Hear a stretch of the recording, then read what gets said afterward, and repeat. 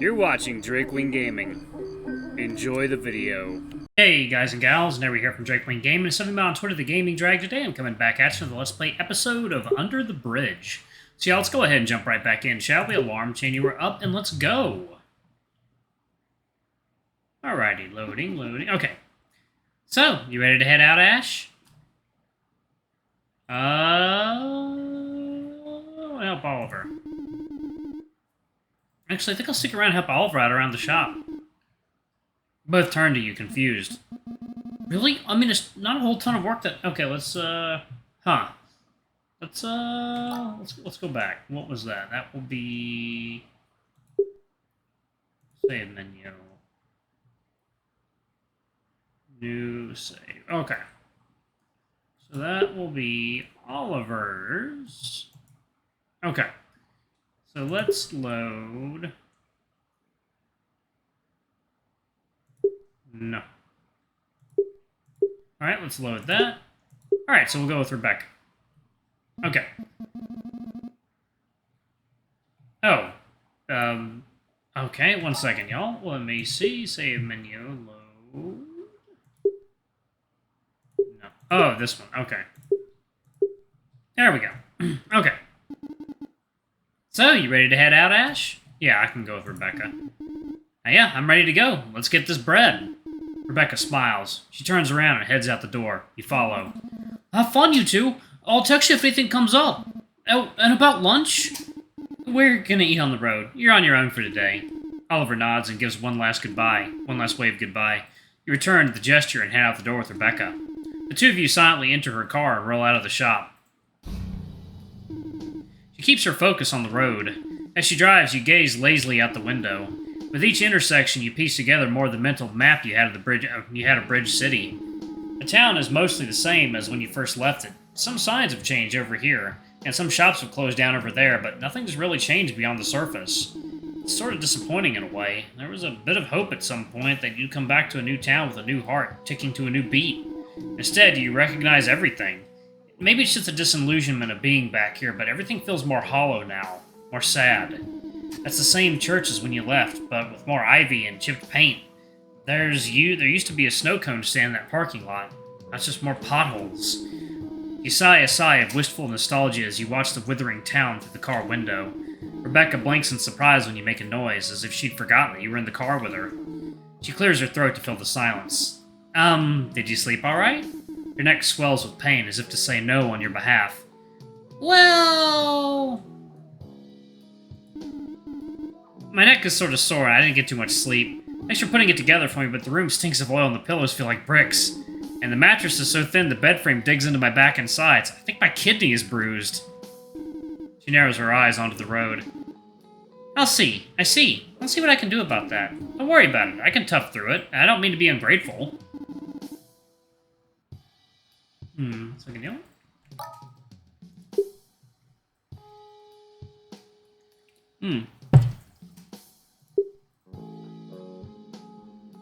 Alright.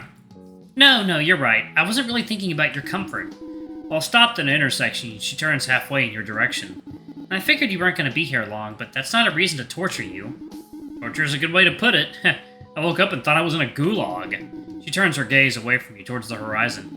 I'm sure you're very aware of this right now, but I'm not so good with people. I live simply myself, and often I forget that not everyone is like me. That's fine. I know you didn't mean anything by it. She clears her throat. I'll see what I can do about making things more comfortable for you. Thanks, Rebecca. Still, I appreciate everything you've done. You rest your head on your hand and stare out the window. The ride goes on for a few minutes. So, when you're telling me that what we're doing today, I'll be making some visits to places in town, and then returning to the shop to work on some orders. You will be working with Hank. He's already at Weston's place. You'll be helping him install a French drain. A French drain? What are those? It's a draining tube buried in gravel. They're cheap but effective ways of managing drainage in a yard. They're pretty straightforward, and Hank's made dozens by now. You nod slowly as you try to visualize the system in your head. I'll be stopping by later to drop off the gravel and help finish up. So, we're literally digging ditches? French ditches. You chuckle and stare out the window. Glad to help out, but digging ditches all summer long isn't quite the break you were hoping for. You sigh. At least work will give you time to catch up with Hank and Reb. Plus, you could always benefit from some extra spending cash. The ride continues, taking you into the newer suburban neighborhoods. You spot Hank's truck parked in the driveway of a house on the street. At last, Rebecca pulls into the driveway of the clean yet humble home. She parks the car right behind Hank's truck. You see Hank shoveling a trench that goes halfway along the length of the side of the fence. He pauses when the car pulls up and gives you a hearty wave and smile. Rebecca rolls down her window and beckons Hank closer with her finger. He sticks his shovel down into the earth and makes his way over to her window.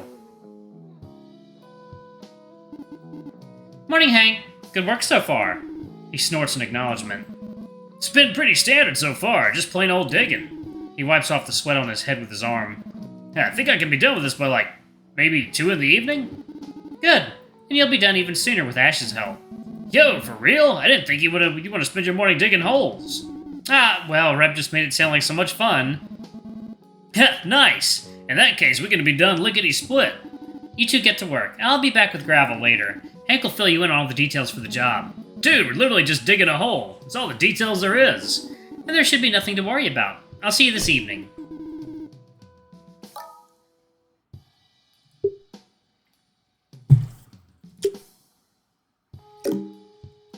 You nod and step out of her car. Then she drives off without another word. Well, time to get to work. Ready? Hank rolls his shoulders and neck as he walks over to his shovel. He tosses it over to you. I thought you'd never ask. He chuckles, grabs another shovel from the ground, and continues his shoveling. I already got started on the driveway side of the trench. You can start at the end and we'll meet halfway. Aye, aye.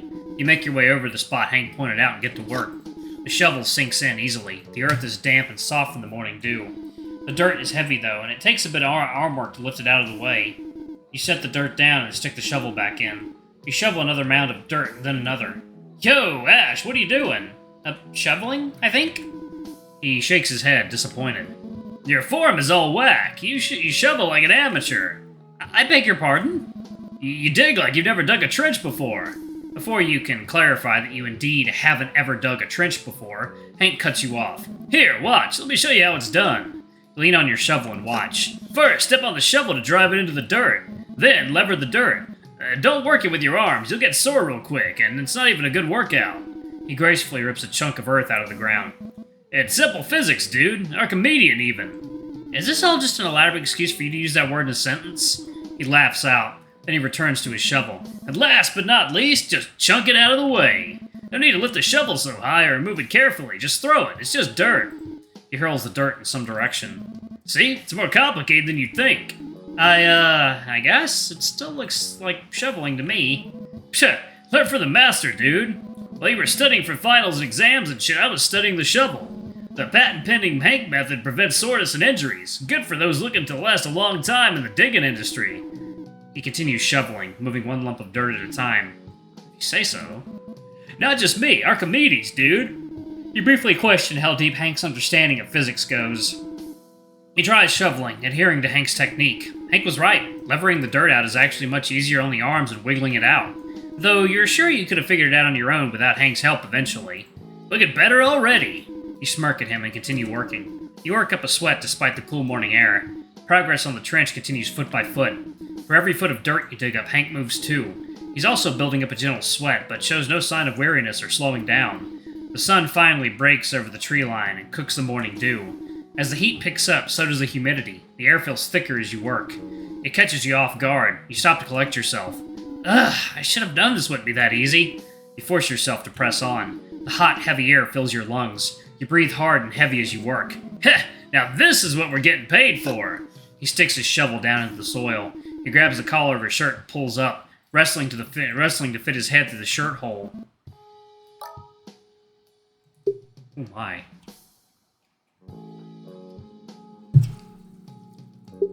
Oh my goodness there, mister. You are quite a good-looking dude. Ha! Much better. Once it's off, he balls up the shirt and tosses it into the bed of his truck. He weaves his fingers together and stretches his arms out. He groans as his joints pop. He shakes his head. His long hair flicks sweat around. After his brief stretch, he returns to work. His muscles roll and ripple under his fur as he digs. You keep working, politely avoiding staring as best you can. Though, maybe you haven't quite mastered Hank's shoveling strategy. You could learn something if you keep watching him closely. Stare. Oh no, your shoes are untied. How silly of you. You drop your shovel, sit on the grass, and mess around with your shoes. As you tie, untie, then retie your shoelaces, you suddenly watch Hank work. Clumps of fur around his chest and back gleam with sweat when he moves in the sunlight. Dirt flies with a grunt each time he stabs the earth with his spade.